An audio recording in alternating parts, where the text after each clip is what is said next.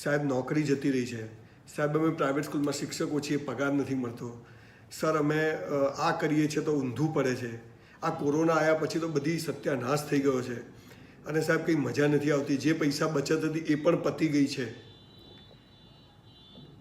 એટલા બધા પ્રશ્નો લોકોના હું લિસ્ટ બનાવું, લગભગ 400 ઉપરનું લિસ્ટ ગયું અલગ અલગ છેલ્લા અઠવાડિયાની જ વાત કરું તો.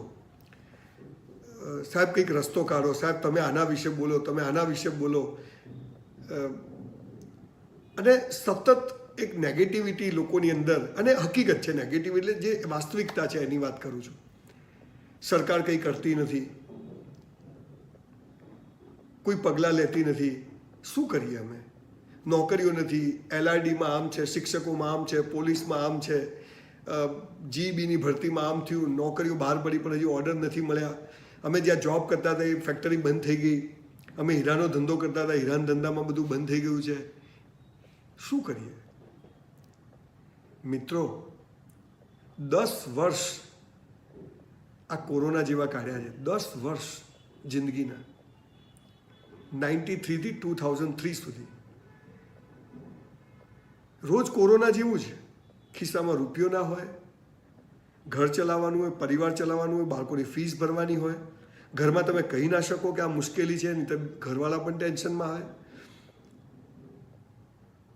સાહેબ એકલાએ લડવાનું છે. ઈશ્વરે આપણને આ પૃથ્વી પર મોકલ્યા છે, દાંત આપ્યા છે ને તો ચાવવાનું પણ આપશે. કોઈ ભૂખે નહીં મરી જાય. પણ આવી મોળી વાતો કરશો નહીં, આવી નેગેટિવ વાતો કરશો નહીં.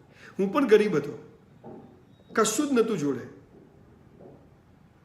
કોઈએ મદદ નથી કરી, ન સરકારે કરી. અને કેવી રીતે કરે? સરકારે કોને કરે? સરકાર એટલે આપણે, આપણા જ પૈસા છે. ફેક્ટરીઓ બંધ કરી દીધી, એમને એમના અસ્તિત્વનો સવાલ છે. દુકાન, તમને કોઈ જોબ પરથી છૂટા કર્યા, એને પણ કામ કરવું છે, પણ એના પણ અસ્તિત્વનો સવાલ છે. બધા માટે અસ્તિત્વનો સવાલ છે.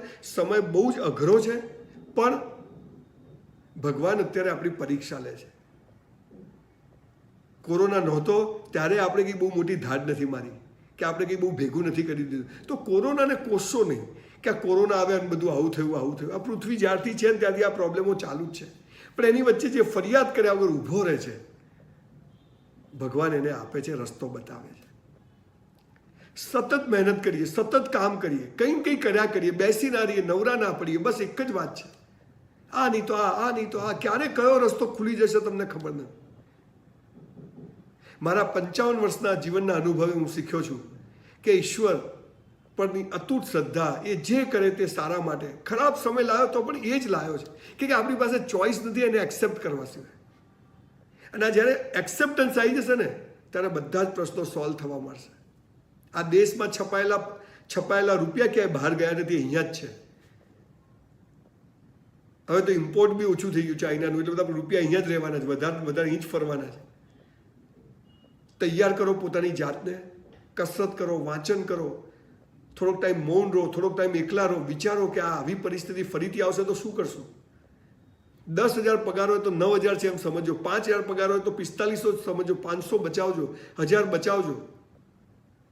હું ગમે એટલો સારો હું પેટ્રોલ પંપ પર જઉં ને તો પેલો સેલ્ફી લે તો હું ખુશ થઈ જાઉં. પછી કે સાહેબ 2,000 રૂપિયા આપો, એ તો આપવા જ પડે. પૈસાથી આખો વ્યવહાર સમાજનો ચાલે. એટલે ખરાબ સમય છે, બહુ જ દુઃખ થાય એવો સમય છે. હું પણ અત્યારે ફાઇનાન્શિયલ પ્રોબ્લેમ ફેસ કરી રહ્યો છું, બહુ મોટો પ્રોબ્લેમ ફેસ કરી રહ્યો છું. દરેક માણસ ફેસ કરતો હોય. કોઈને 5,000ની તકલીફ છે, કોઈને 5 લાખની, કોઈને 5 કરોડની, કોઈને 500 કરોડની, કોઈને 5,000 કરોડની તકલીફ છે. તકલીફ તો રહેવાની જ. પણ ભગવાન તું જ્યાં લઈ જાય, જેમ લઈ જાય,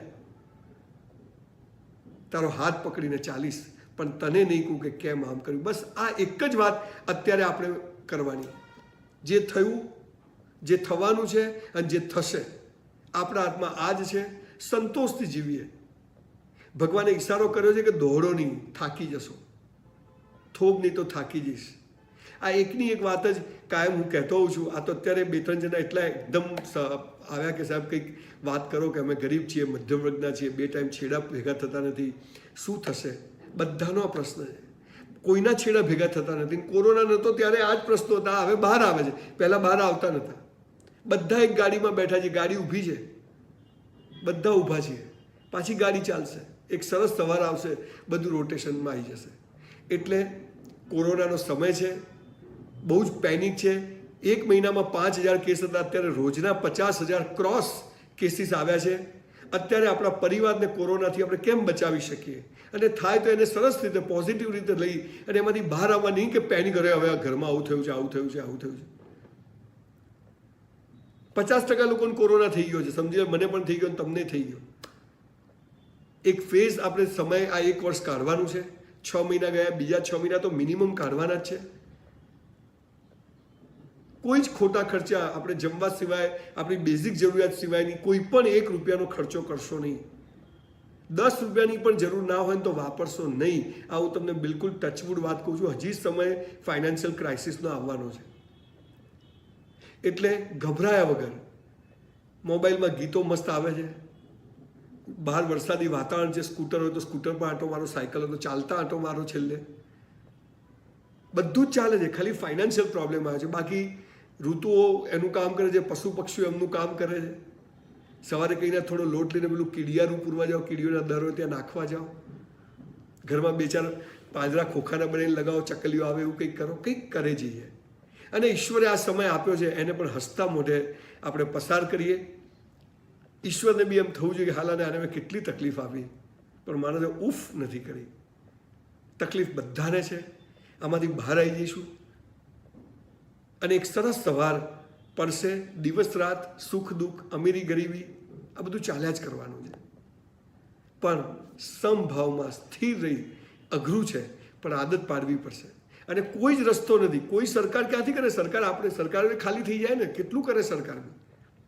જે દેશમાં 80 કરોડ લોકો ગરીબી રેખાથી નીચે જીવતા હોય, કેટલા અનાજ આવશે 6 મહિનામાં, એ બધું પૂરું થઈ જશે.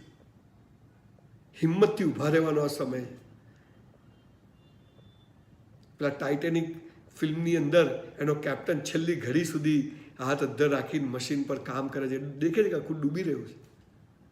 આ સમય છે, હસતા મોઢે દરેક તકલીફોને સ્વીકારી લઈશું. કોશિશ કરજો ખુશ રહેવાનો, કોશિશ કરજો બીજાને ખુશ રાખવાનો. ફિલોસોફી નથી માનતો. આ બધો જ સમય 10 વર્ષ જોયો છે. જ્યારે કોરોના નહોતો,